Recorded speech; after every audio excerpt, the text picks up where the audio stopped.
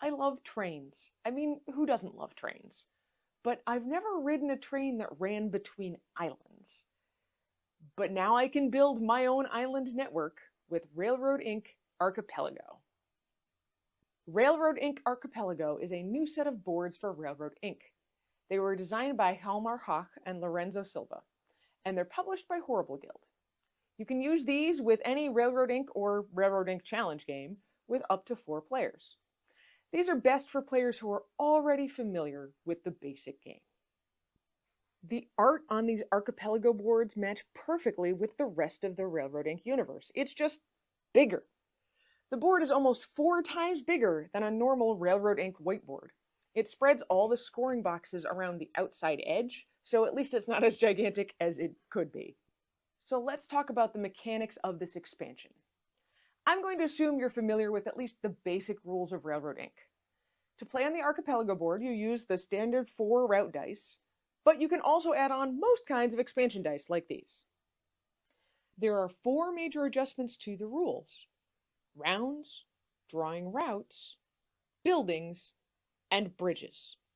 First, this game lasts 10 rounds instead of the normal 7. You shorten this to only 8 rounds if you're also using expansion dice that would normally shorten the game to 6.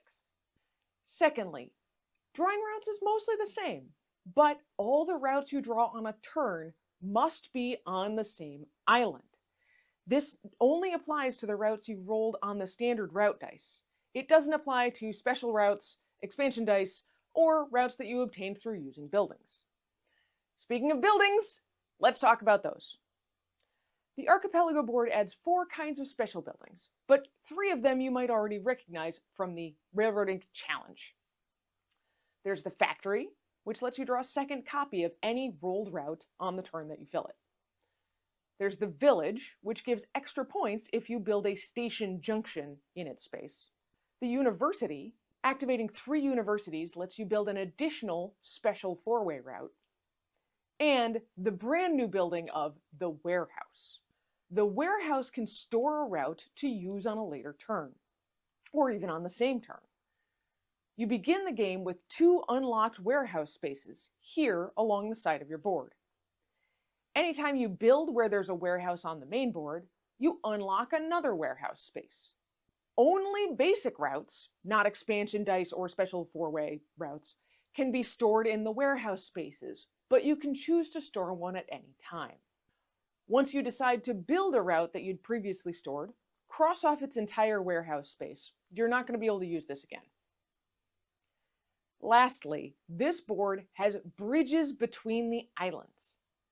As you might expect, you automatically build a bridge when you connect a route to either end. It counts as an extra space if it's part of your longest route at the end of the game. Scoring for this works exactly like any other version of Railroad Ink. Tally up your points for connecting exits, longest highway, longest railway, your central spaces, there are 4 on each island, and subtract points for each error or each incomplete route. And of course, you can also gain points from expansions or from goal cards. So let's talk about what I expected from this expansion. I enjoy the Railroad Ink games, and especially Railroad Ink Challenge.